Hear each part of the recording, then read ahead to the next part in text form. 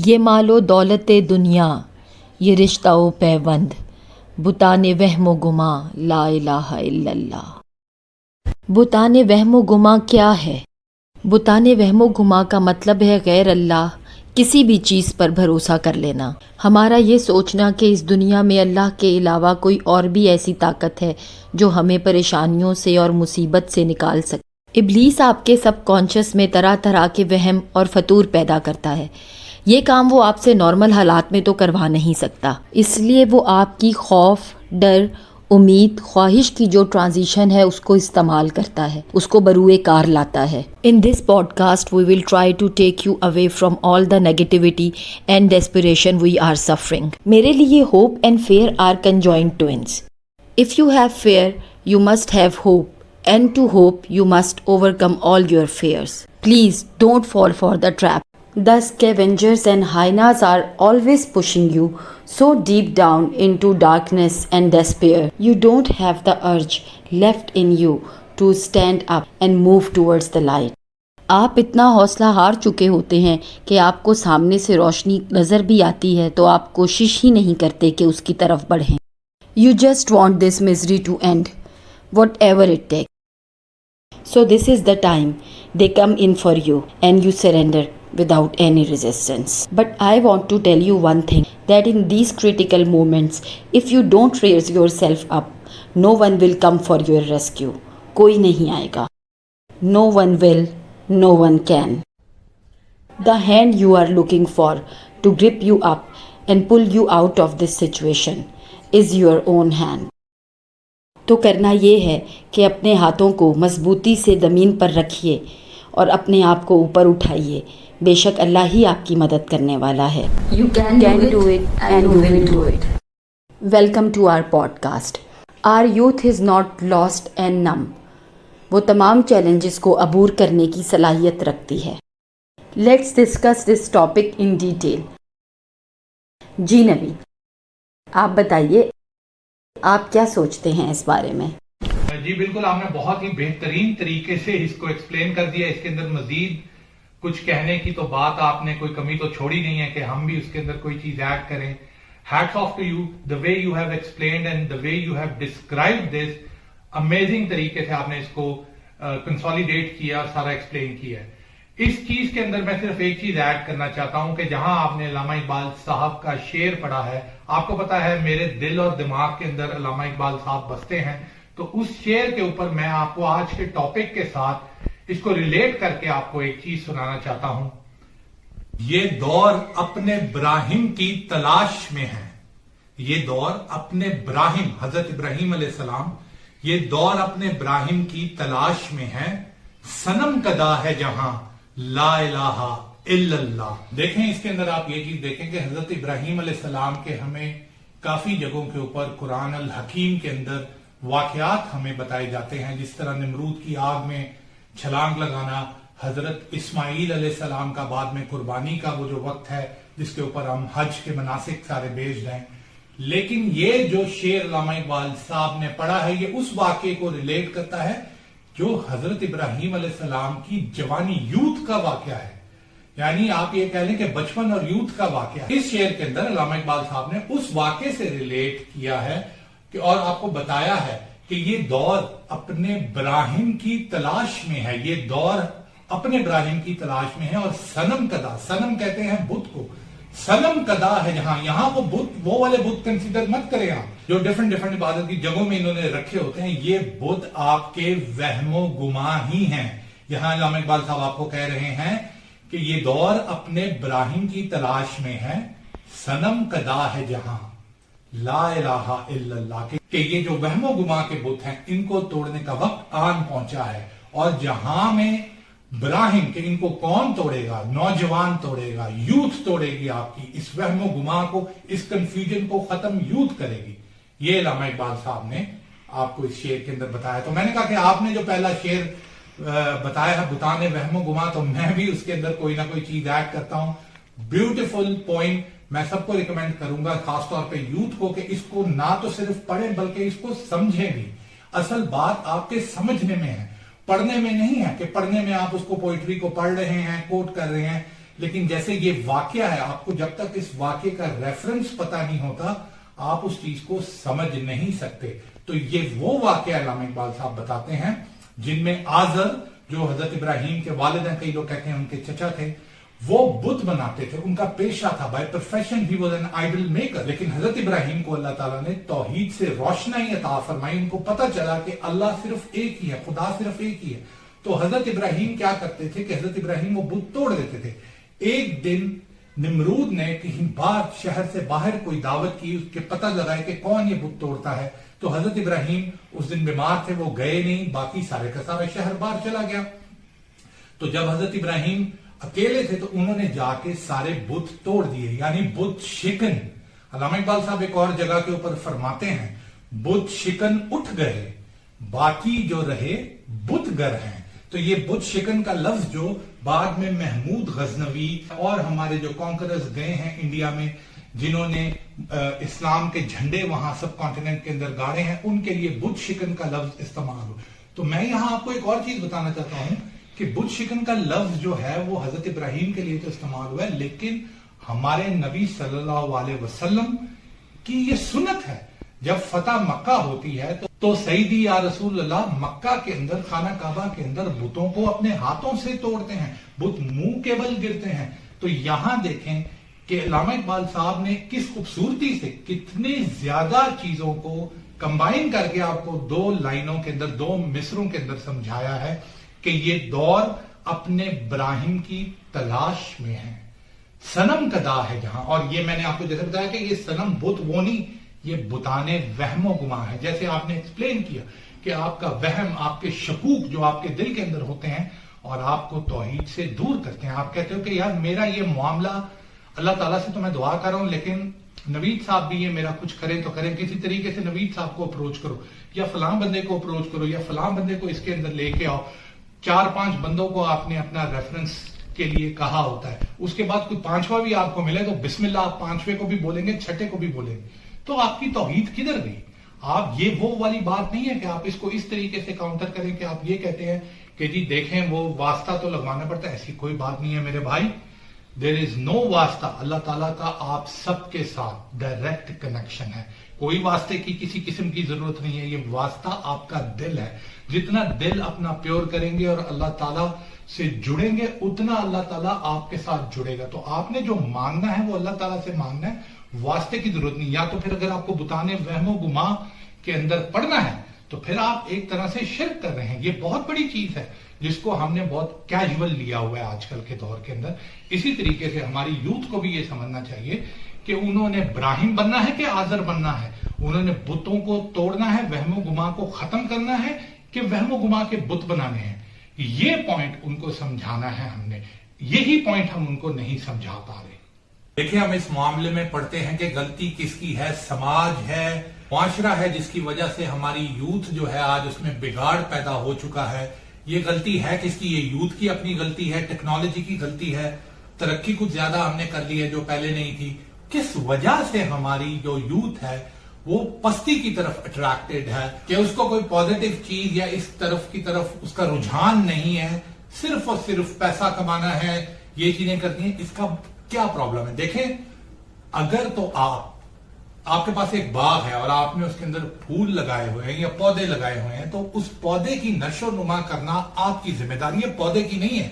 अगर आप उसको पानी नहीं लगाएंगे, खाद फराहम नहीं करेंगे, सनलाइट नहीं प्रोवाइड करेंगे, तो अगर उस पौधे को कुछ हो जाता है तो इसके जिम्मेदार आप हैं। आप पौधे को ब्लेम नहीं कर सकते कि तू क्यों मर गया है। दूसरी चीज ये देखें कि हर पौधा उसके अंदर उसकी डिफरेंट रिक्वायरमेंट्स हैं, वो सारे के सारे एक तरह के नहीं। किसी को कोई सनलाइट चाहिए, किसी को कम चाहिए, पानी ज्यादा चाहिए, कम चाहिए। तो ये सारी सिचुएशन जो है, जो बागमां है उसके जिम्मेदार हैं। गुलची जो है ये उसके जिम्मे है, ये फूल और पौधों की जिम्मेदारी नहीं है कि वो इस तरह हो। तो ये जो आपका बागमां है, आपकी फैमिली है, आपके बच्चे हैं, आप इसके जिम्मेदार हैं। आप क्यों लायबिलिटी से भागते हैं? आप ये कहते हैं कि जी मैंने इसको स्कूल में डाल दिया, मैंने इसको ये चीज कर दी, मैंने अपना काम पूरा कर दिया, बड़ी मेहनत करके मैंने ये सारे काम किए जी, बहुत ज्यादा आपको क्या पता मैंने क्या क्या किया, किस तरीके से बच्चों को पढ़ाया और ये किया, अच्छे बेहतरीन स्कूलों में मैंने इनको डाला। क्या आपने उस बच्चे की तरबियत, उस फूल की तरबियत भी की? बस स्कूल के अंदर भेज दिया, फीस भर दी और आपका काम पूरा हो गया, ट्यूशन रख दिया, आपका काम पूरा हो गया। कौन से स्कूल के अंदर एथिक्स बताई जाती है? आप मुझे बताएं। किसी स्कूल में एथिक्स नहीं बताए। वो आपको एक करिकुलम लेके चल रहे हैं, और करिकुलम हमारा इतना ज्यादा खराब है कि आप तहरीक पाकिस्तान का ही करिकुलम देख लें तो उसके अंदर आपको कुछ भी नहीं मिलेगा। तो आप सिर्फ ये जिम्मेदारी आपकी वहां तक खत्म नहीं हो जाती। It is you as a parent कि आपने उसको फूल की, उस पौधे की नशो नुमा करनी है। अगर आप कर ही नहीं रहे, उसके बाद उसके अंदर से कांटे निकल आते हैं, तो आप कहते हैं कि ये क्या हो गया, फूल का कसूर है, माशरे का कसूर है, बाग का कसूर है, मेरा कसूर नहीं है। मैं आपको बोलूंगा कि ये सिर्फ आपका कसूर है और किसी का कसूर नहीं है। इसके ऊपर मैं आपको एक चीज बताता हूं कि कंसिडर योरसेल्फ कि आप एक फूल हैं। चलें छोड़ें इसको कि बागबान हैं कि माली हैं, आप एक फूल हैं। तो अल्लामा इकबाल साहब ने आपको किस तरीके से समझाया है कि शान खुददारी क्या चीज है, सेल्फ रिस्पेक्ट, खुदी क्या चीज है। इसके ऊपर मैं आपको एक चीज बताता हूं, जरा इसको गौर से सुनिएगा आप। तुझे क्यों फिक्र ए गुल दिले सद चाह के बुलबुल की, कि यानी ए गुल तुझे क्या फिक्र हो रही है कि बुलबुल रो रहा है, खिजा आने वाली है। तुझे क्यों फिक्र ए गुल दिले सद चाह के बुलबुल की, तू अपने पैरहन की चाक तो पहले रफू कर ले। बुलबुल इसी चीज से रो रही है कि तेरी पत्तियां टूट रही हैं, खिजा तेरे पे पहले आ रही है। बुलबुल तो ये चीज देख रही है, लेकिन ये पस्ती जो है हमारे ऊपर पहले आई है, हमारे बच्चों के ऊपर उसके बाद आनी है। हम उसको फोर्स ही कर रहे हैं, लेकिन हम उसकी वजह, उसके रीजंस के ऊपर हम इत्तेफाक ही नहीं कर रहे, क्योंकि हम कह रहे हैं कि हम तो भाई दूध के धुले हैं, हमने तो कोई गलती नहीं की, हमने तो बल्कि बहुत ज्यादा काम कर दिए हैं, हमने तो बहुत ज्यादा मेहनत कर दी है। इसके ऊपर अल्लामा साहब आगे चलते हैं। तमन्ना आबरू की हो अगर गुलजारे हस्ती में, तो कांटों में उलझ कर जिंदगी करने की खू कर ले। यानी आप अपने बच्चों को ये चीज बता रहे हैं कि आपने आसानियां कैसे लेनी, ये चीज करें, आपको पैसे मिलेंगे, आपको चीजें मिलेंगी, आसानियां मिलेंगी। लेकिन असल चीज आपने उनको हार्डशिप के बारे में बताना है कि मुश्किलात से कैसे आपने मुश्किलात को कैसे काउंटर करना है, ये आप नहीं बता रहे। आप बल्कि कहते हो यार बच्चे नू ना दसना, अनु ना दसो, परेशान ना हो जाए, ऐ चीज ना हो जाए। तो आप उसको जो उसने हकीकत आपके बाद देखनी है, या हो सकता है आपके होते देखनी है, अल्लाह बेहतर जानता है। जो मुश्किलात उसने देखनी है उसके बारे में you are keeping him in the dark. जब आप उसको, हिम और हर, आप उसको डार्कनेस के अंदर रख रहे हैं, तो आप एक्सपेक्ट कैसे करते हैं कि कौन आके उनको ये चीजों के बारे में बताएगा, कौन आके उनको स्ट्रीट स्मार्ट बनाएगा, कौन उनको ये चीज बताएगा कि ये जिंदगी का हिस्सा है। हर जो अरूज है उसको जवाल है। इसका ये मतलब नहीं, जब मुसलमान सिर्फ दो तरह के तरीकों से अल्लाह ताला ने कहा है कि रहता है।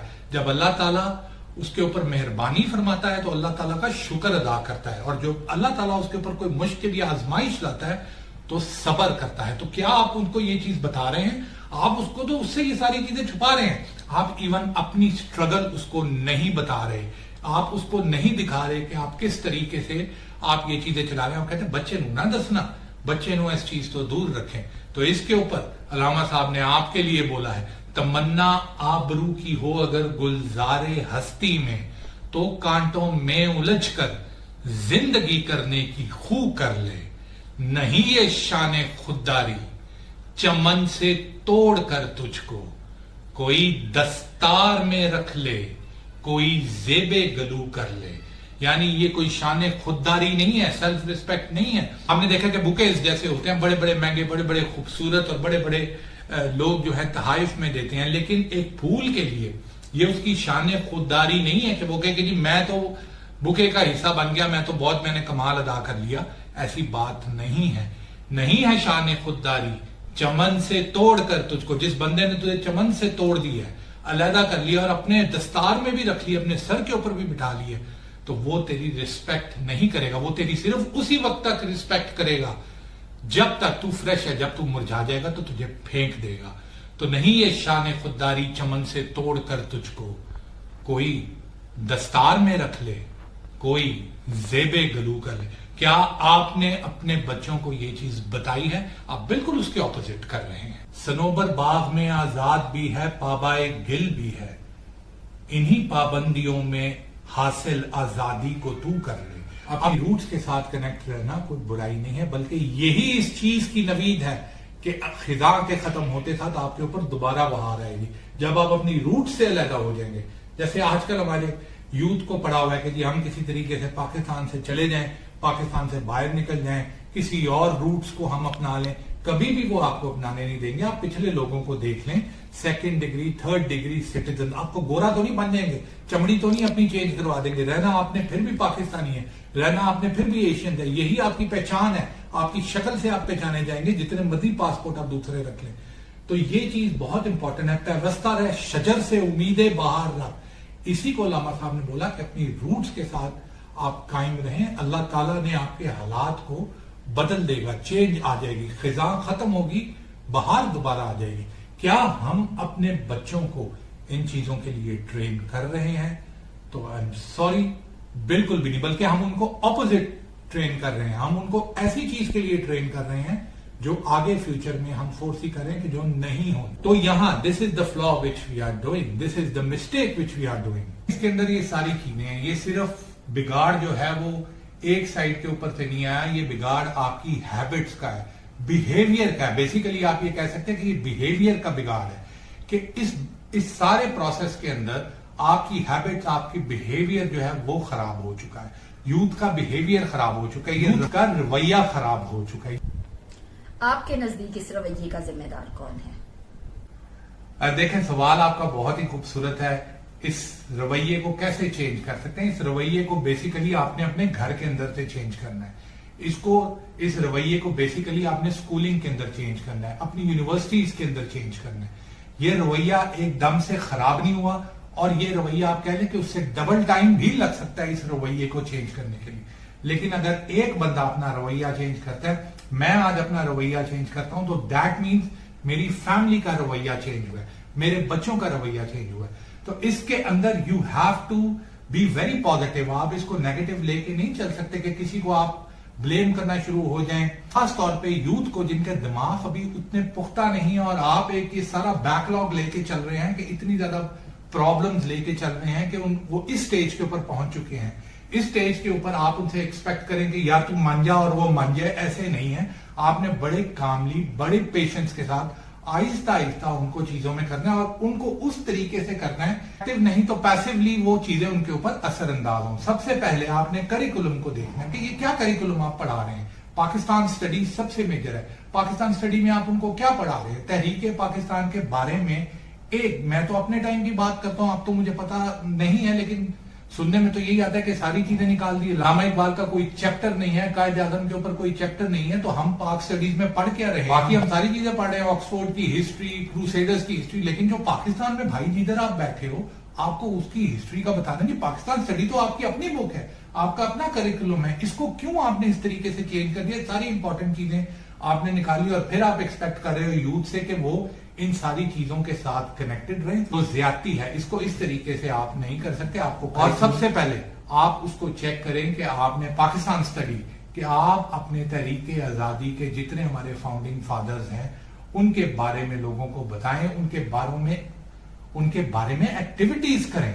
ये सिर्फ ये नहीं कहेंगे कि हम वो ट्रेन चली थी, ट्रेन के अंदर बंदे बैठे थे, बड़े लोग जो हैं वो शहीद हो गए और हमने पाकिस्तान बना लिया।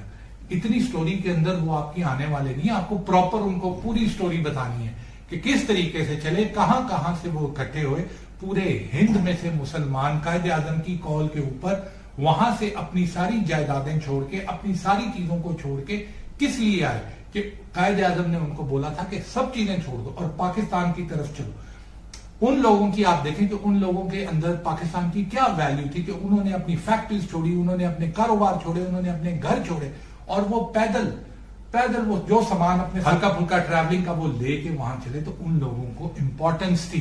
वो जो हमारी जनरेशन आई है, जो आगे मूव ऑन की है, जो वहां आप कह लें कि 1947 के अंदर बच्चा था 5 साल का, वो आगे आके 25-26 साल का, 65-70 तक, ये वो जनरेशन है जिसने ये कुर्बानियां देखी हुई थी। तो उसने फिर भी उसने थोड़ी सी इनको आगे फॉरवर्ड किया, लोगों को किया। लेकिन जो 80s और 90s की जनरेशन आई है ये टोटली डिस्कनेक्टेड है। इनकी प्रायोरिटीज ही टोटल फर्क होगी। इन्होंने बच्चों को प्रायोरिटीज ही बिल्कुल फर्क कर दी।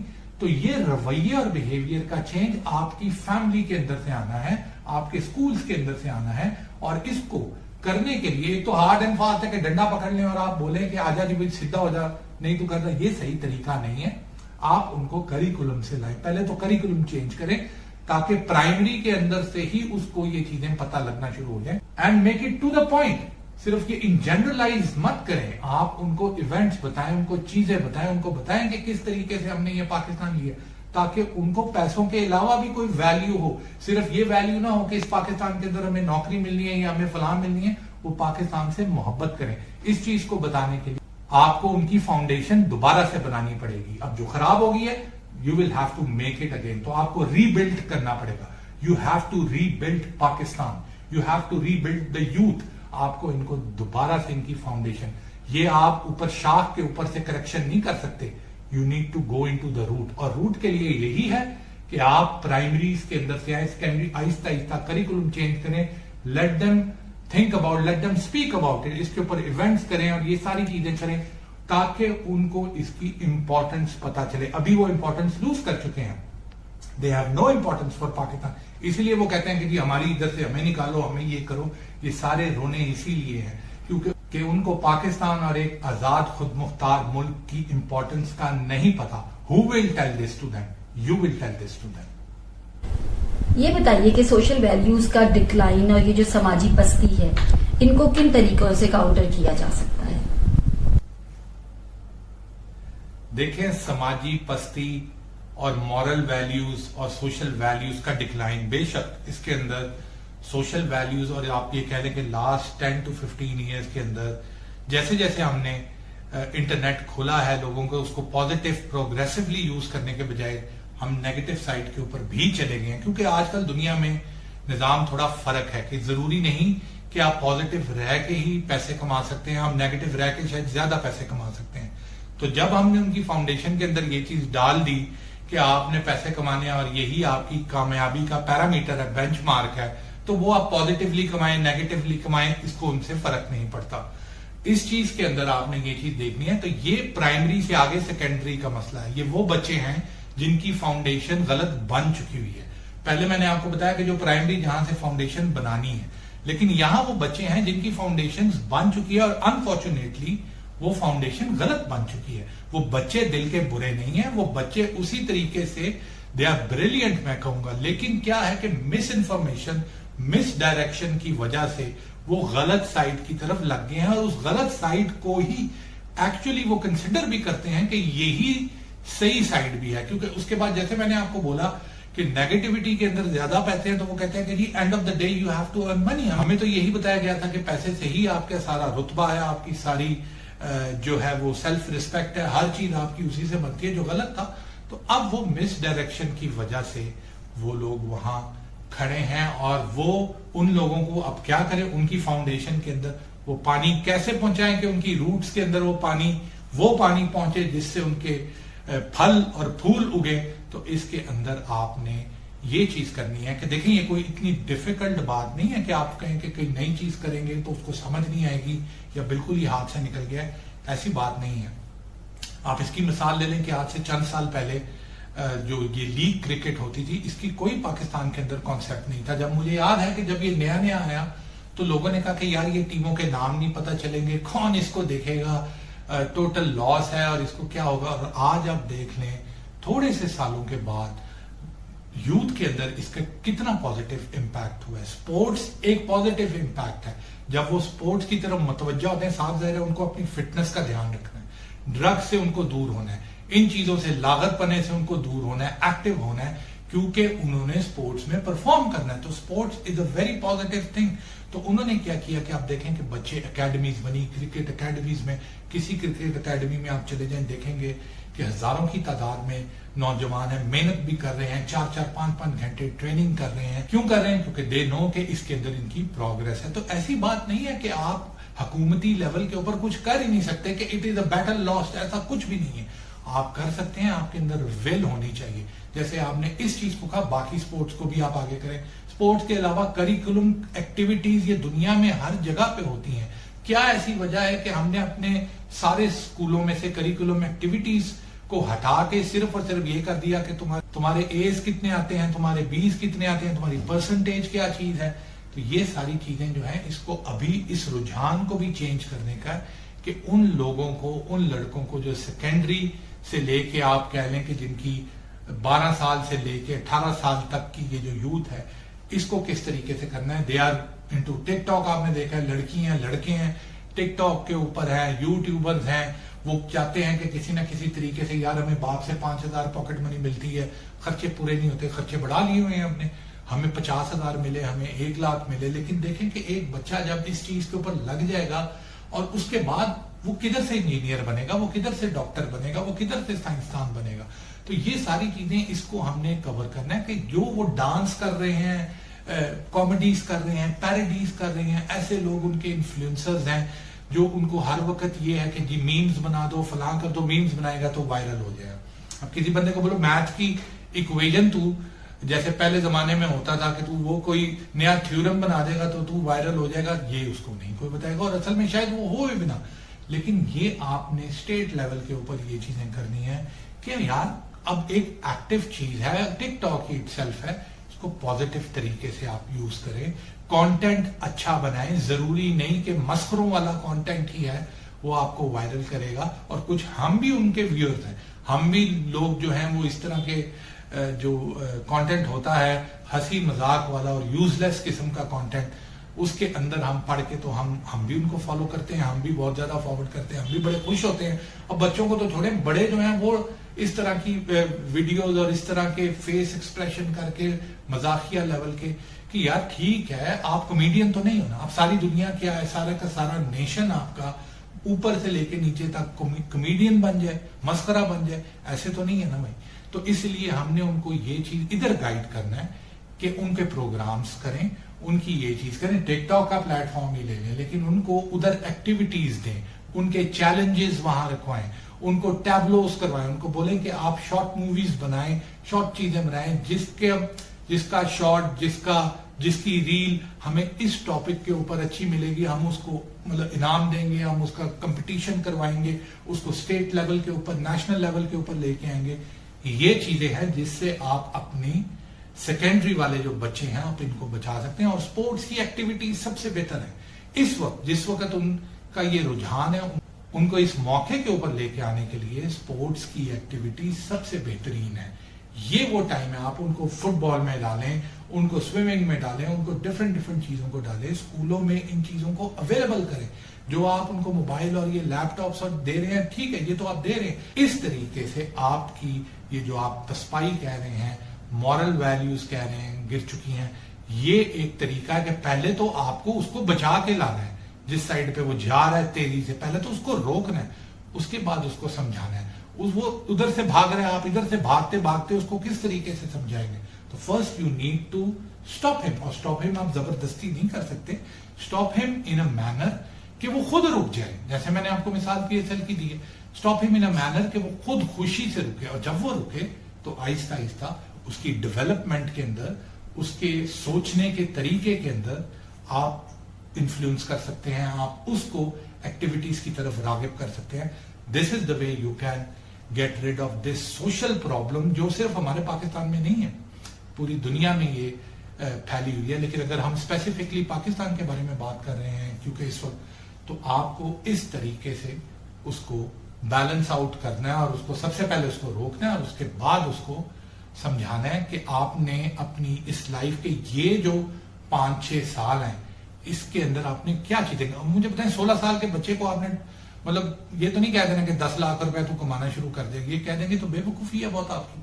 वो सारी चीजों से डिस्कनेक्ट हो जाएगा, चोरी डाके मारना शुरू हो जाएगा जैसे हो रहा है। जब उसका मोबाइल पूरा नहीं होगा, जब उसकी चीजें पूरी नहीं होंगी, जब उसके खर्चे पूरे नहीं होंगे जो उसने बढ़ा लिए, तो वो फिर क्या करेगा। आप तो पूरे नहीं कर सकते, आप पूरे कर रहे हो तो वो सुकून से बैठेगा अपने कमरे में, टिकटॉक बनाता रहेगा पूरे दिन। आप कर दें पूरे, जब आप पूरे नहीं कर सकते और आगे आपको हालात नजर आ रहे हैं कि इस तरीके से नहीं है, तो उसको प्रॉपरली इक्विप्ड करें। अगर आपने देखा है कि वो गलत रास्ते पे जा रहा है, तो उसको पहले तो रोकें, प्यार से रोकें और उसको डाइवर्ट करें। एनर्जी को कट डाउन करने की जरूरत नहीं, उसकी एनर्जी को डाइवर्ट करें सही रास्ते की तरफ। And this has to happen, जैसे मैंने बोला फैमिली लेवल के ऊपर भी, लेकिन स्टेट लेवल के ऊपर इसकी ज्यादा वैल्यू अगर ये स्टेट लेवल के ऊपर होगा। अच्छा, एक सवाल और भी है मेरे जहन में कि यूथ की क्लासिफिकेशन किस हद तक जरूरी है।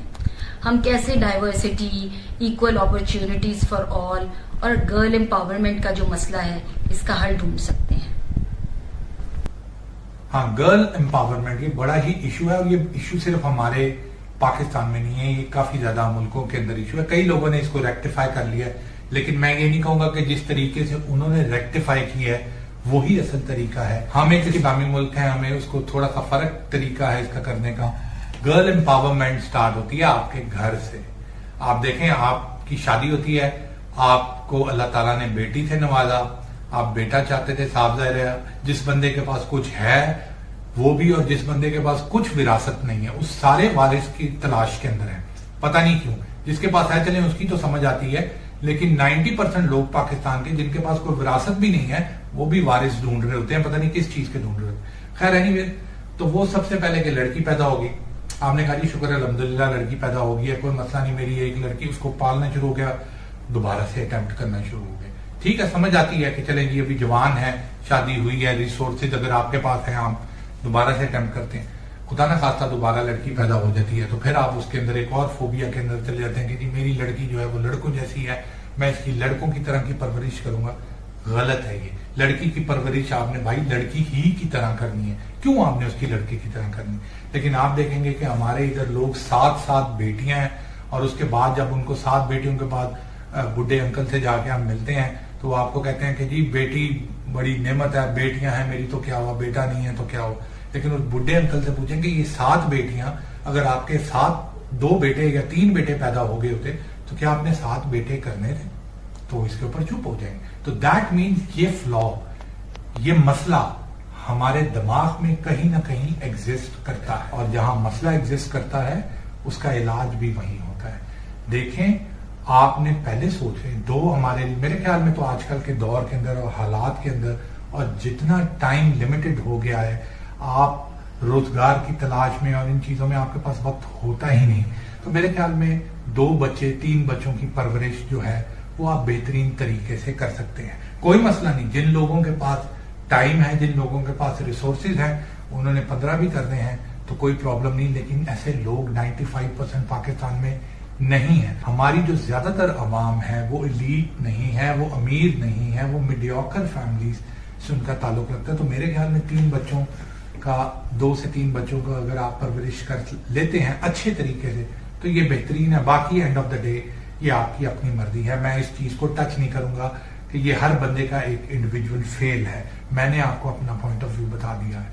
तो इसके अंदर आपने एक और चीज देखें कि जहां बेटी पैदा होती है और उसके बाद बेटा आ जाता है तो बेटी को बिल्कुल निगलेक्ट किया जाता है। बेटे के आगे पीछे 4-5 मुलाजिम लगा दिए जाते हैं।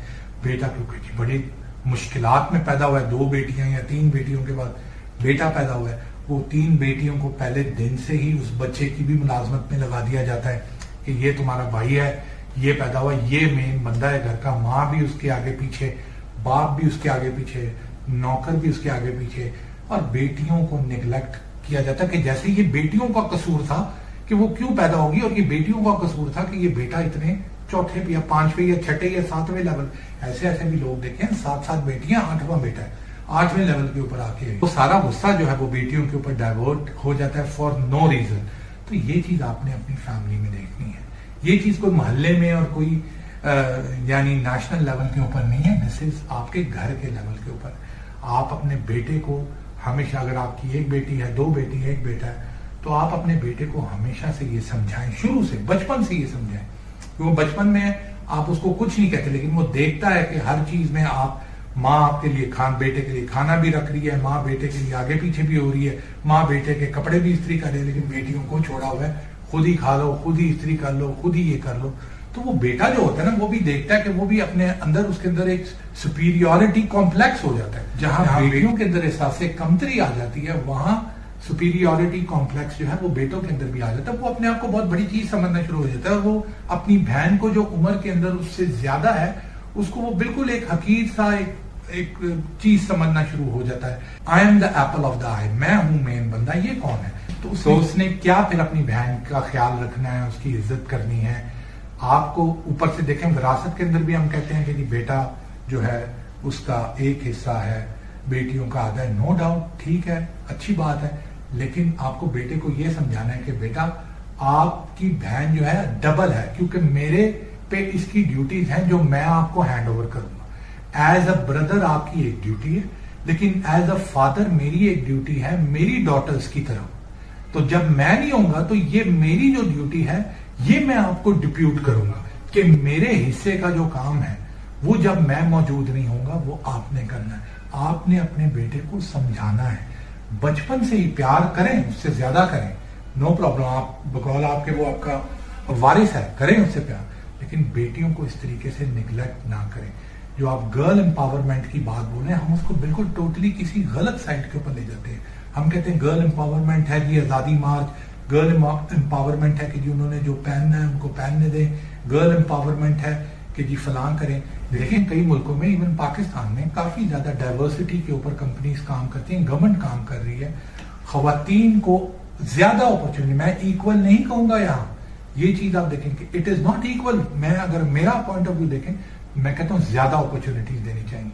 जहां मैं आपको सऊदी अरब की मिसाल देता हूं कि सऊदी अरब के अंदर जहां एक सऊदी कंसिडर होता था, उसके पॉइंट्स थे साउदाइजेशन के अंदर, और इस तरह के नेशनल जब वो कर रहे थे अपनी कंपनीज को कि हमारे लोगों को, सिटीजन्स को, जो हमारे सऊदी हैं इनको हायर करें, हमारे इमराती हैं इनको हायर करें, तो उन्होंने एक पॉइंट बड़ा मुझे अभी तक याद है उन्होंने बनाया हुआ था कि अगर आप एक कंपनी हो और आप हायर करते हो एक सऊदी को, तो उन्होंने आपको परसेंटेज दी हुई थी कि जी अगर 10 लोग हैं एम्प्लॉयज हैं, 40% सऊदी होने चाहिए, फिर आपको 6 जो आपके एक्सपैट्स हैं उनके वीजे रिन्यू होंगे और ये सारी चीजें होंगे, आप शायद बढ़ गए हो।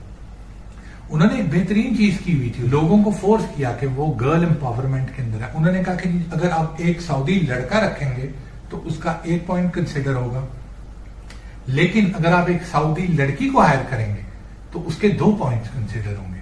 तो कंपनीज ने क्या किया, उन्होंने कहा जी लड़कियां रखें, हमारी परसेंटेज इससे बेहतर होती है साउदाइजेशन की।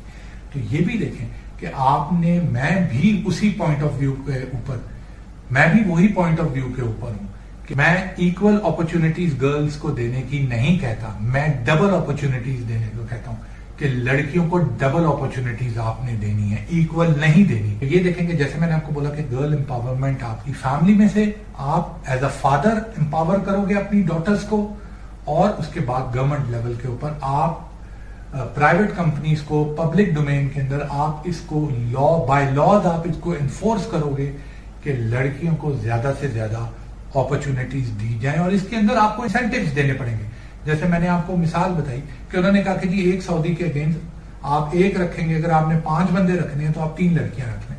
तो फिर कंपनीज ने उनको opportunity the, and and of the day मैं आपको अपना पॉइंट ऑफ व्यू बताता हूं, आई माइट बी रॉन्ग, मैंने लड़कियों को लड़कों से ज्यादा बेहतर वर्कर पाया है। हर चीज के अंदर फोकस्ड रहती हैं, हर चीज का ना ये इस तरह के मसले मसाइल होते हैं उनके, लड़ाइयां, और ये कामली एंड पेशेंसली चीजों को हैंडल करती हैं।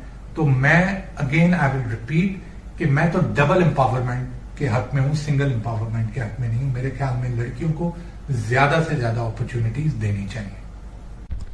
अच्छा, एक सवाल और भी है मेरे जहन में कि यूथ की क्लासिफिकेशन किस हद तक जरूरी है। हम कैसे diversity, equal opportunities for all और गर्ल एम्पावरमेंट का जो मसला है इसका हल ढूंढ सकते हैं। हाँ, गर्ल एम्पावरमेंट ये बड़ा ही इशू है, और ये इशू सिर्फ हमारे पाकिस्तान में नहीं है, ये काफी ज्यादा मुल्कों के अंदर इशू है। कई लोगों ने इसको रेक्टिफाई कर लिया है, लेकिन मैं ये नहीं कहूंगा कि जिस तरीके से उन्होंने रेक्टिफाई किया है वही असल तरीका है। हम एक इस्लामी मुल्क है, हमें उसको थोड़ा सा फर्क तरीका है इसका करने का। गर्ल एम्पावरमेंट स्टार्ट होती है आपके घर से। आप देखें, आपकी शादी होती है, आपको अल्लाह ताला ने बेटी से नवाजा, आप बेटा चाहते थे, साफ जाहिर है जिस बंदे के पास कुछ है वो भी, और जिस बंदे के पास कुछ विरासत नहीं है, उस सारे वारिस की तलाश के अंदर है।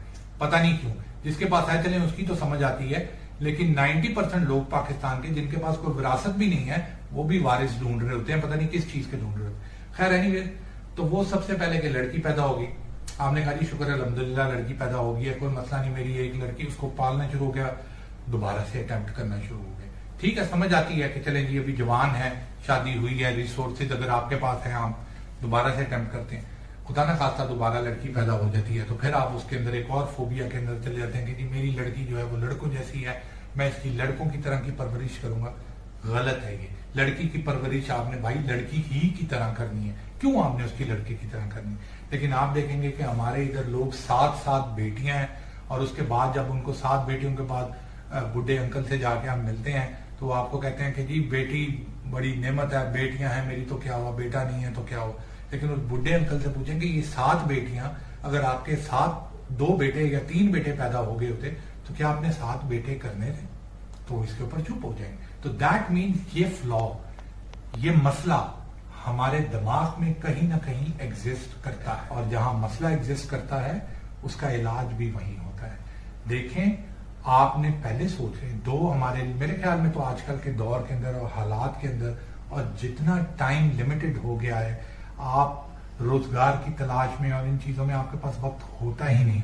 तो मेरे ख्याल में 2 बच्चे 3 बच्चों की परवरिश जो है वो आप बेहतरीन तरीके से कर सकते हैं। कोई मसला नहीं, जिन लोगों के पास टाइम है, जिन लोगों के पास रिसोर्सेज हैं, उन्होंने 15 भी करने हैं तो कोई प्रॉब्लम नहीं। लेकिन ऐसे लोग 95% पाकिस्तान में नहीं है। हमारी जो ज्यादातर अवाम है वो एलीट नहीं है, वो अमीर नहीं है, वो मीडियोकर फैमिलीज से उनका ताल्लुक रखता है। तो मेरे ख्याल में 3 बच्चों का 2 से 3 बच्चों का अगर आप परवरिश कर लेते हैं अच्छे तरीके से तो ये बेहतरीन है। बाकी एंड ऑफ द डे ये आपकी अपनी मर्जी है। मैं इस चीज को टच नहीं करूंगा कि ये हर बंदे का एक इंडिविजुअल फेल है। मैंने आपको अपना पॉइंट ऑफ व्यू बता दिया है।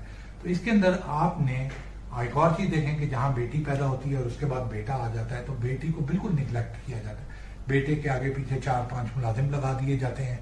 बेटा क्योंकि बड़ी मुश्किलात में पैदा हुआ है, 2 बेटियां या 3 बेटियों के बाद बेटा पैदा हुआ है, वो 3 बेटियों को पहले दिन से ही उस बच्चे की भी मुलाजमत में लगा दिया जाता है कि ये तुम्हारा भाई है, ये पैदा हुआ, ये मेन बंदा है घर का। माँ भी उसके आगे पीछे, बाप भी उसके आगे पीछे, नौकर भी उसके आगे पीछे, और बेटियों को निगलेक्ट किया जाता कि जैसे ये बेटियों का कसूर था कि वो क्यों पैदा होगी, और ये बेटियों का कसूर था कि ये बेटा इतने 4थे या 5वें या 6ठे या 7वें लेवल, ऐसे भी लोग देखे हैं 7 बेटियां 8वां बेटा है, 8वें लेवल के ऊपर आके तो सारा गुस्सा जो है वो बेटियों के ऊपर डाइवर्ट हो जाता है फॉर नो रीजन। तो ये चीज आपने अपनी फैमिली में देखनी है। ये चीज कोई मोहल्ले में और कोई यानी नेशनल लेवल के ऊपर नहीं है, दिस इज आपके घर के लेवल के ऊपर। आप अपने बेटे को हमेशा, अगर आपकी 1 बेटी है, 2 बेटी है, 1 बेटा है, तो आप अपने बेटे को हमेशा से ये समझाएं, शुरू से बचपन से ये समझाएं। वो बचपन में आप उसको कुछ नहीं कहते लेकिन वो देखता है कि हर चीज में आप, माँ आपके लिए बेटे के लिए खाना भी रख रही है, माँ बेटे के लिए आगे पीछे भी हो रही है, माँ बेटे के कपड़े भी इस्त्री कर रही है, लेकिन बेटियों को छोड़ा हुआ है खुद ही खा लो, खुद ही इस्त्री कर लो, खुद ही ये कर लो। तो वो बेटा जो होता है ना वो भी देखता है कि वो भी अपने अंदर, उसके अंदर एक सुपीरियोरिटी कॉम्प्लेक्स हो जाता है। जहां बेटियों के अंदर एहसास कमतरी आ जाती है, वहां सुपीरियोरिटी कॉम्प्लेक्स जो है वो बेटों के अंदर भी आ जाता है। वो अपने आप को बहुत बड़ी चीज समझना शुरू हो जाता है, और वो अपनी बहन को जो उम्र के अंदर उससे ज्यादा है उसको वो बिल्कुल एक हकीर सा एक चीज समझना शुरू हो जाता है। I am the apple of the eye, मैं हूं मेन बंदा, ये कौन है? तो उसने क्या फिर अपनी बहन का ख्याल रखना है, उसकी इज्जत करनी है। आपको ऊपर से देखें, विरासत के अंदर भी हम कहते हैं कि जी बेटा जो है उसका एक हिस्सा है, बेटियों का आधा है। नो डाउट, ठीक है, अच्छी बात है, लेकिन आपको बेटे को यह समझाना है कि बेटा आपकी बहन जो है डबल है, क्योंकि मेरे पे इसकी ड्यूटीज हैं जो मैं आपको हैंड ओवर करूंगा। एज अ ब्रदर आपकी एक ड्यूटी है, लेकिन एज अ फादर मेरी एक ड्यूटी है मेरी डॉटर्स की तरफ। तो जब मैं नहीं होऊंगा तो ये मेरी जो ड्यूटी है ये मैं आपको डिप्यूट करूंगा कि मेरे हिस्से का जो काम है वो जब मैं मौजूद नहीं होऊंगा वो आपने करना है। आपने अपने बेटे को समझाना है, बचपन से ही प्यार करें, उससे ज्यादा करें, नो प्रॉब्लम। आप बकौल आपके वो आपका वारिस है, करें उससे प्यार, लेकिन बेटियों को इस तरीके से निगलेक्ट ना करें। जो आप गर्ल एम्पावरमेंट की बात बोल रहे हैं, हम उसको बिल्कुल टोटली किसी गलत साइड के ऊपर ले जाते हैं। हम कहते हैं गर्ल एम्पावरमेंट है जी आजादी मार्च, गर्ल एम्पावरमेंट है कि जी उन्होंने जो पहनना है उनको पहनने दें, गर्ल एम्पावरमेंट है कि जी फलां करें। लेकिन कई मुल्कों में, इवन पाकिस्तान में, काफी ज्यादा डाइवर्सिटी के ऊपर कंपनीज काम करती हैं, गवर्नमेंट काम कर रही है। खवातीन को ज्यादा अपॉर्चुनिटी, मैं इक्वल नहीं कहूंगा यहाँ, ये चीज आप देखें कि इट इज नॉट इक्वल। मैं अगर मेरा पॉइंट ऑफ व्यू देखें, मैं कहता हूं ज्यादा अपॉर्चुनिटीज देनी चाहिए।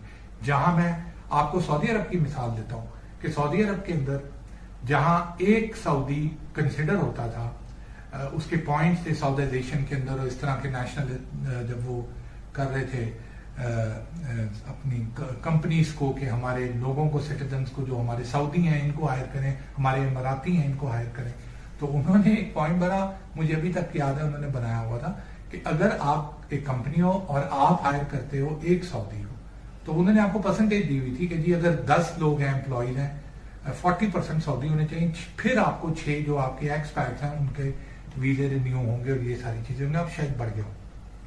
उन्होंने एक बेहतरीन चीज की हुई थी, लोगों को फोर्स किया कि वो गर्ल एम्पावरमेंट के अंदर है। उन्होंने कहा कि अगर आप एक सऊदी लड़का रखेंगे तो उसका 1 पॉइंट कंसिडर होगा, लेकिन अगर आप एक सऊदी लड़की को हायर करेंगे तो उसके 2 पॉइंट कंसिडर होंगे।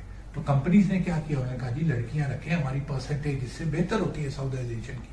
तो ये भी देखें कि आपने, मैं भी उसी पॉइंट ऑफ व्यू के ऊपर, मैं भी वही पॉइंट ऑफ व्यू के ऊपर हूं कि मैं इक्वल अपॉर्चुनिटीज गर्ल्स को देने की नहीं कहता, मैं डबल अपॉर्चुनिटीज देने को कहता हूं कि लड़कियों को डबल अपॉर्चुनिटीज आपने देनी है, इक्वल नहीं देनी। ये देखेंगे जैसे मैंने आपको बोला कि गर्ल एम्पावरमेंट आपकी फैमिली में से आप एज अ फादर एम्पावर करोगे अपनी डॉटर्स को, और उसके बाद गवर्नमेंट लेवल के ऊपर आप प्राइवेट कंपनीज को, पब्लिक डोमेन के अंदर आप इसको लॉ बाय लॉज आप इसको इन्फोर्स करोगे कि लड़कियों को ज्यादा से ज्यादा अपॉर्चुनिटीज दी जाए, और इसके अंदर आपको इंसेंटिव्स देने पड़ेंगे। जैसे मैंने आपको मिसाल बताई कि उन्होंने कहा कि जी एक सऊदी के अगेंस्ट आप 1 रखेंगे, अगर आपने 5 बंदे रखने हैं तो आप 3 लड़कियां रख लें। तो फिर कंपनीज ने उनको opportunities the, and and of the day मैं आपको अपना पॉइंट ऑफ व्यू बताता हूं, आई माइट बी रॉन्ग, मैंने लड़कियों को लड़कों से ज्यादा बेहतर वर्कर पाया है। हर चीज के अंदर फोकस रहती हैं, हर चीज का ना ये इस तरह के मसले मसाइल होते हैं उनके, लड़ाइयां, और ये कामली एंड पेशेंसली चीजों को हैंडल करती हैं। तो मैं अगेन आई विल रिपीट कि मैं तो डबल एम्पावरमेंट के हक में हूं, सिंगल एम्पावरमेंट के हक में नहीं। मेरे ख्याल में लड़कियों को ज्यादा से ज्यादा अपॉर्चुनिटीज देनी चाहिए। अब मैं आता हूं इक्वल अपॉर्चुनिटीज के ऊपर। देखिए इक्वल अपॉर्चुनिटीज को बंदा इंडिविजुअली इक्वल अपॉर्चुनिटीज दूसरे बंदे को तो नहीं देता।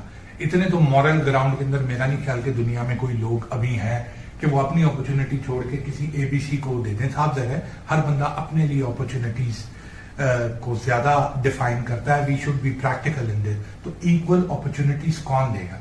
इक्वल अपॉर्चुनिटीज स्टेट देगा। देखें इक्वल अपॉर्चुनिटीज में आते हैं प्राइवेट एंड पब्लिक स्कूल। अगर आप इन दोनों को कंपेयर करते हैं, प्राइवेट स्कूल में पैसे भरे हुए हैं, उन्होंने स्विमिंग रखी हुई है, उन्होंने क्रिकेट के लेसन रखे हुए हैं, वो कोच को भी बुलाते हैं, ये सारी चीजें करते हैं। पब्लिक स्कूल में हम कहते हैं जी हमारे पास रिसोर्सेज ही नहीं है, मासा करके ऐसी सिस्टम चलाने पे होर की ऐसी करिए, तो बिल्कुल ये गलत है। आपने अपनी प्रायोरिटीज को रीडिफाइन करना है। जितने असातिज़ा पब्लिक स्कूलों के अंदर हैं उतने क्या प्राइवेट में हैं? अगर पब्लिक स्कूलों के अंदर 100 टीचर्स हैं तो प्राइवेट स्कूल के अंदर 10 होंगे। लेकिन क्या है, आराम से बैठ के तनख्वाहें ले रहे हैं, स्कूल जाते नहीं है, पढ़ाते नहीं है, ये चीजें करते हैं। जितना लैंड, जितना ग्राउंड पब्लिक स्कूलों के पास है, क्या इतना प्राइवेट स्कूलों के पास है? प्राइवेट स्कूलों का तो एक लिमिटेड लैंड होता है, उसको वो किस तरीके से वो कर सकते हैं। पब्लिक स्कूलों के पास तो बड़े बड़े ग्राउंड है, आप देखें कॉलेजेस को देखेंगे, लेकिन क्या है, कोई एक्टिविटी नहीं करानी, उसकी यूटिलाइजेशन नहीं करनी। जहां प्राइवेट स्कूल के अंदर एक टीचर है स्पोर्ट का, वहां पब्लिक स्कूल के अंदर आप देखेंगे सरकारी स्कूल के अंदर 10 टीचर होंगे, लेकिन आता कोई भी नहीं। तो आपने ये इक्वल अपॉर्चुनिटी इंडिविजुअल नहीं देगा, ना दे सकता है। ये इक्वल अपॉर्चुनिटीज जो हैं गवर्नमेंट लेवल के ऊपर आनी है। देखो और ये सारी गवर्नमेंट्स बनी हुई है, आपकी फेडरल गवर्नमेंट है, आपकी प्रोविंशियल गवर्नमेंट है, आपकी लोकल बॉडीज गवर्नमेंट है, डिस्ट्रिक्ट लेवल के ऊपर। इनका क्या काम है? इनको किस चीज की तनख्वाह मिल रही है? इनको इसी चीज की तनख्वाह मिल रही है कि दे मेक श्योर कि सबको इक्वल अपॉर्चुनिटीज हों। तो ये सारी इंफ्रास्ट्रक्चर सारा मौजूद है, लेकिन उसको रीडिफाइन करना है और अच्छे तरीके से उसको दोबारा से रिवाइव करना है। मुर्दे में जान भरनी है, लेकिन ऐसा नहीं है कि वो उठ नहीं सकता, क्योंकि सारी फैसिलिटीज उसके पास हैं। ये आपने गवर्नमेंट लेवल के ऊपर, मैं रिक्वेस्ट करूंगा कि गवर्नमेंट लेवल के ऊपर इस चीज को किया जाए, जिसके अंदर इक्वल अपॉर्चुनिटीज दी जाए, और ये गवर्नमेंट ही दे सकती। देखिए यूथ की क्लासिफिकेशन बहुत इंपॉर्टेंट है, जैसे आपने अभी किया, और ये क्लासिफिकेशन बाय द वे बनी हुई है। अगर आप देखें कि डिवीजन लेवल के ऊपर स्कूलों के अंदर भी, प्राइमरी के अंदर, सेकेंडरी के अंदर आपकी डिवीजन लेवल के ऊपर होता है, अंडर 10 होती है, अंडर 15 होती है, अंडर 18 होती है। तो इसी क्लासिफिकेशन को आपने एक्टिवली फॉलो करना है कि 10 साल के बच्चे का मुकाबला आप 18 साल के बच्चे से मत करवा दें। दोनों बच्चे हैं, 10 साल के बच्चे का मुकाबला आप 16 साल के बच्चे से मत करवा दें, दोनों बच्चे हैं। तो इसी को आपने देखना है कि प्राइमरी को प्राइमरी के साथ, सेकेंडरी को सेकेंडरी के साथ, और इन सब के लिए कंबाइन एटमॉस्फेयर में नहीं बल्कि इनके अलग अलग डोमेन के अंदर, ताकि वो अपनी एज के बच्चों के साथ वो मुकाबला कर सकें। तो ये क्लासिफिकेशन है, दिस इज देयर, आपने बस उसको एक्टिव करना है। जहां बात आती है डाइवर्सिटी की, तो diversity is also very important साहब। डाइवर्सिटी के अंदर आपने ये भी चीज देखनी है कि बच्चों को आप अपने घर के अंदर किस तरीके से उनकी परवरिश कर रहे हैं। एक दूसरे से उनके मुकाबले कराने की जरूरत नहीं है कि यार तेरे भाई ने ये कर दिया, देख जी वो ऐसे खा लिया, उसने 4 रोटियां खा ली, तू क्यों नहीं खा रहा, तू भी खा। ये अच्छी चीज नहीं है। ये आगे जाके जब बच्चा बड़ा होता है तो उसके अंदर हेट्रेड को डेवलप करता है अपने ही भाई, अपने ही बहन के लिए। उसको आपने रिवर्स साइकोलॉजी लगानी है। आपने उसको कहना है कि आपने कंबाइन होके करना है, कलेक्टिवली करना है, फैमिली के अंदर करना है। कोई चीज को डिस्कस करना है, आप कहेंगे कि हमारी फैमिली का मैटर है, हम सब उसके स्टेक होल्डर्स हैं, हम सबको उसको डिस्कस करना है। इस तरीके से आप खानदान को तोड़े मत, आप उसको जोड़े। बिल्कुल आप इसको जान के तो नहीं कर रहे होंगे, लेकिन आप गैर इरादी तौर पे ये चीज कर रहे होते हैं जिसके इफेक्ट्स बाद में आते हैं।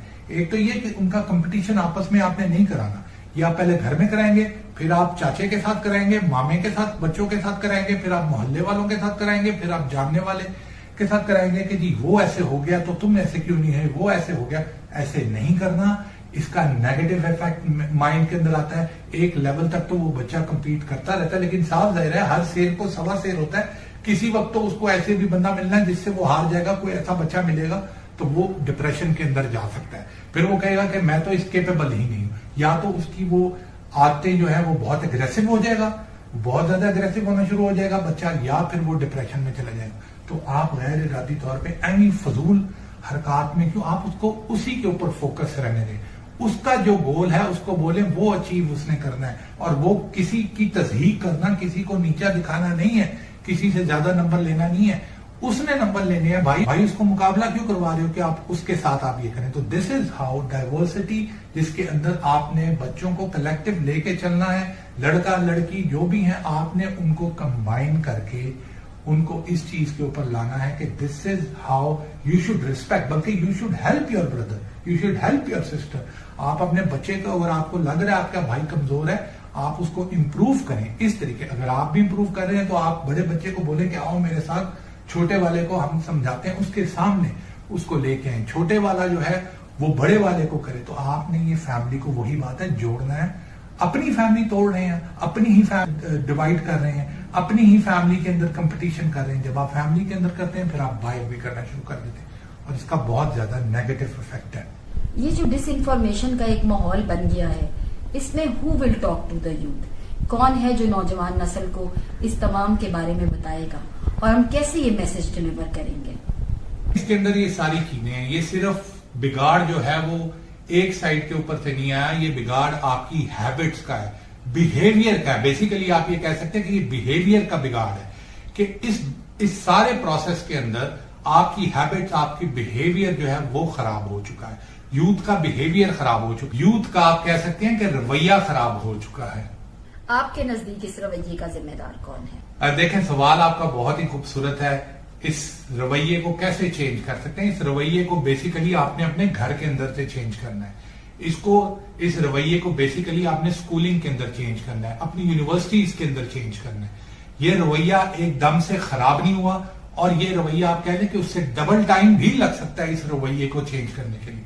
लेकिन अगर एक बंदा अपना रवैया चेंज करता है, मैं आज अपना रवैया चेंज करता हूं, तो दैट मीन्स मेरी फैमिली का रवैया चेंज हुआ है, मेरे बच्चों का रवैया चेंज हुआ है। तो इसके अंदर you have to be very positive. आप इसको नेगेटिव लेके नहीं चल सकते कि किसी को आप ब्लेम करना शुरू हो जाएं, खास तौर पे यूथ को जिनके दिमाग अभी उतने पुख्ता नहीं है, और आप एक ये सारा बैकलॉग लेके चल रहे हैं कि इतनी ज्यादा प्रॉब्लम्स लेके चल रहे हैं कि वो इस स्टेज के ऊपर पहुंच चुके हैं।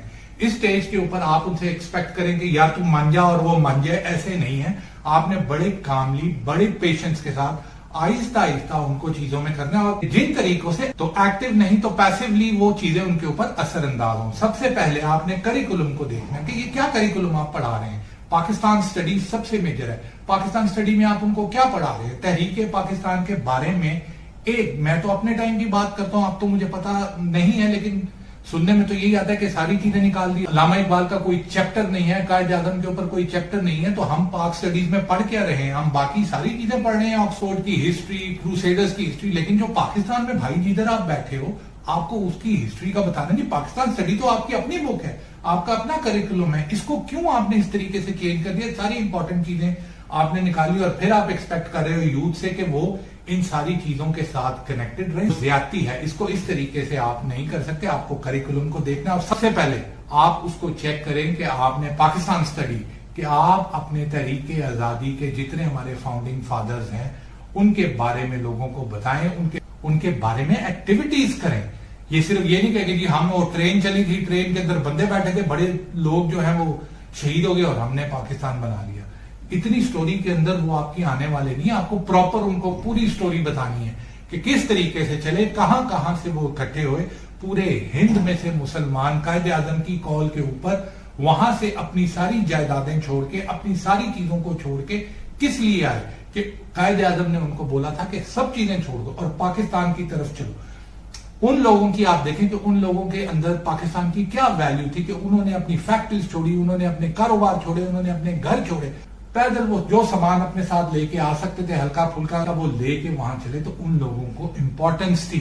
वो जो हमारी जनरेशन आई है जो आगे मूव ऑन की है, जो वहां आप कह लें कि 1947 के अंदर बच्चा था 5 साल का, वो आगे आके 25-26 साल का, 65-70 तक, ये वो जनरेशन है जिसने ये कुर्बानियां देखी हुई थी। तो उसने फिर भी उसने थोड़ी सी इनको आगे फॉरवर्ड किया, लोगों को किया। लेकिन जो 80s और 90s की जनरेशन आई है ये टोटली डिस्कनेक्टेड है। इनकी प्रायोरिटीज ही टोटल फर्क होगी। इन्होंने बच्चों को प्रायोरिटीज ही बिल्कुल फर्क कर दी। तो ये रवैये और बिहेवियर का चेंज आपकी फैमिली के अंदर से आना है, आपके स्कूल्स के अंदर से आना है। और इसको करने के लिए तो हार्ड एंड फास्ट है कि डंडा पकड़ लें और आप बोलें कि आजा जी भाई सीधा हो जा, नहीं तो कर रहा, ये सही तरीका नहीं है। आप उनको करिकुलम से लाए, पहले तो करिकुलम चेंज करें ताकि प्राइमरी के अंदर से ही उसको ये चीजें पता लगना शुरू हो जाए। And make it to the point. सिर्फ ये इन जनरलाइज मत करें, आप उनको इवेंट्स बताएं, उनको चीजें बताएं, उनको बताएं कि किस तरीके से हमने ये पाकिस्तान लिया, ताकि उनको पैसों के अलावा भी कोई वैल्यू हो। सिर्फ ये वैल्यू ना हो कि इस पाकिस्तान के अंदर हमें नौकरी मिलनी है या हमें फलां मिलनी है। वो पाकिस्तान से मोहब्बत करें। इस चीज को बताने के लिए आपको उनकी फाउंडेशन दोबारा से बनानी पड़ेगी। अब जो खराब हो गई है, you will have to make it again. तो आपको रीबिल्ड करना पड़ेगा। You have to rebuild Pakistan, you have to rebuild the youth. आपको इनको दोबारा से इनकी फाउंडेशन, ये आप ऊपर शाख के ऊपर से करेक्शन नहीं कर सकते।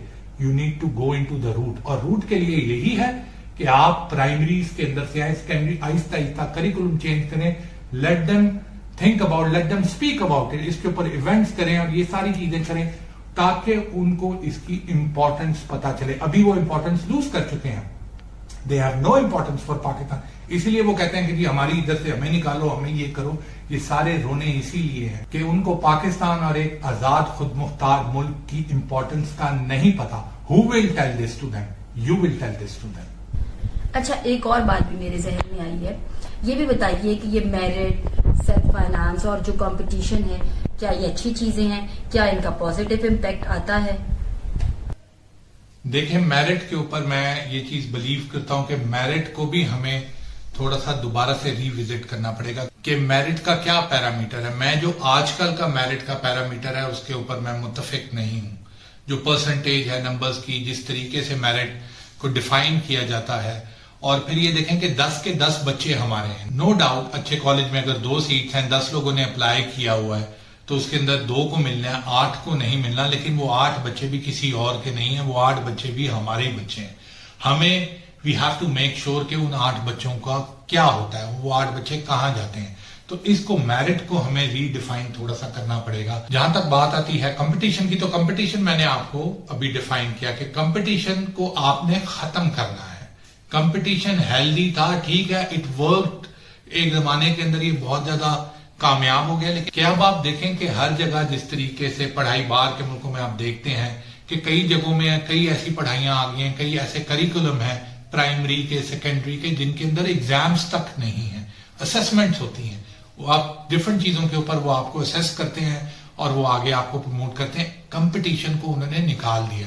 कि कंपटीशन हेल्दी भी है, लेकिन हेल्दी की एक पीक के ऊपर पहुंच के उसके नेगेटिव असरात होते हैं। जैसे जापान में देख लें, जैसे ऐसे देख लें कि इतना ज्यादा लोग कंपटीशन के अंदर स्ट्रेसफुल होना शुरू हो गए कि बच्चे खुदकुशियां करना शुरू हो गए।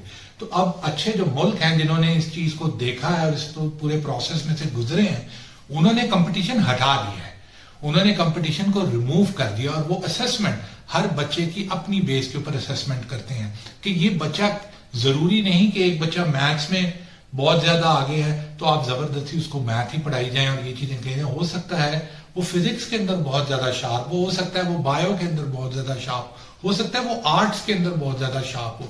तो ये असेसमेंट से आपको पता चलेगा कौन से बच्चे को किस चीज का गिफ्ट है, किस चीज के अंदर वो आगे प्रोग्रेस कर सकता है। तो कंपटीशन जो है, मेरे ख्याल में कंपटीशन मैंने आपको एक्सप्लेन भी कर दिया, आपको इसको किस तरीके से हैंडल करना है। जहां बात आती है अब आपकी सेल्फ फाइनेंस की, सेल्फ फाइनेंस देखें, मेरे दौर के अंदर मुझे याद पड़ता है, गवर्नमेंट कॉलेज से मैं पढ़ा, मेरे दौर के अंदर सेल्फ फाइनेंस जो था स्टार्ट हुआ था शुरू में। जिनके नंबर थोड़े से कम हैं उनको उन्होंने कहा जी पैसे दे दें। अब मुझे नहीं पता, उस जमाने में तकरीबन 75,000 होता था, 2000 बहुत पहले की बात है ये, जब सेल्फ फाइनेंस स्टार्ट हुआ था, लेकिन अब शायद ज्यादा हो। तो अब उसको, उस मॉडल को देखें, गवर्नमेंट लेवल पे तो आपको सेल्फ फाइनेंस करना ही नहीं चाहिए। Why are you doing self finance? Government is responsible for the education. आपको प्राइवेट स्कूल हो तो वो कहे कि जी हमारे एक्सपेंसेस बहुत ज्यादा हैं, हमने रखना है। जैसे बाहर के मुल्कों में अंदर आप जाएं तो उसके अंदर आप वो कहते हैं, सीधी सी बात करते हैं कि फीस दो, डिग्री लो, पढ़ लो, पास हो जाओगे तो डिग्री दे देंगे, नहीं देंगे तो ताड़ी फीस गई। उन्होंने कोई एडमिशन का क्राइटेरिया एज सच नहीं रखा हुआ।